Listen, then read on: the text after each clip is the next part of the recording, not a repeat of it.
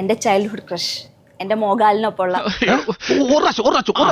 എന്റെ മോഹൻലാലിനൊപ്പമുള്ള അലങ്കാര പണി എന്നാണ് അവൻ ഉദ്ദേശിച്ചത്. അവന്റെ വിദ്യാഭ്യാസ കുറവുണ്ടാവും അങ്ങനെ പറഞ്ഞു. മൂന്നാമത്തെ ഇന്റർവ്യൂ. ഇതാ ജോർജ് കുട്ടി എത്തുമ്പോ വീണ്ടും സുന്ദരനായിരിക്കും. അയ്യോ സുന്ദരാ, നീ അങ്ങനെ സുഖിപ്പിച്ച് പുകഴ്ത്തി എന്നെ സോപ്പിടൊന്നും വേണ്ട. അതാ ചൈൽഡ്ഹുഡിന്റെ അതിപ്പോഴും ഉണ്ടായത്. എല്ലാവർക്കും എന്നെ മതി.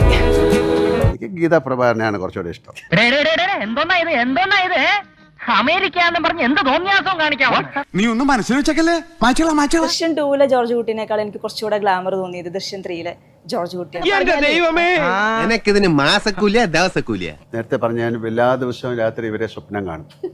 കള്ളപ്പന്നി. എന്റെ ലൈഫ് ബ്രോയിലറായി ദൈവമേ, എന്റെ ലൈഫ് ബ്രോയിലറായി. പ്രഭാകരനെ പോലും അല്ല. എന്തിനാടാ പന്നി ഇപ്പൊ പറഞ്ഞതല്ല. നമ്മൾ അങ്ങോട്ടും ഇങ്ങോട്ടും സ്വപ്നം കാണാം. ഞാനും സ്വപ്നം കാണാണ് ജോർജ് കുട്ടിയെ. അപ്പൊ ഞാൻ പറഞ്ഞു എനിക്ക് എന്റെ അമ്മയെ വേണം. അപ്പൊ ആ അമ്മ പറഞ്ഞ് ആ മകൻ അറിയില്ല. ഇപ്പോൾ ആ ജോർജ് കുട്ടിയും കുടുംബത്തിൽ റാണിയോടും ഒപ്പമാണ് എനിക്ക് സിനിമ കാണുമ്പോ.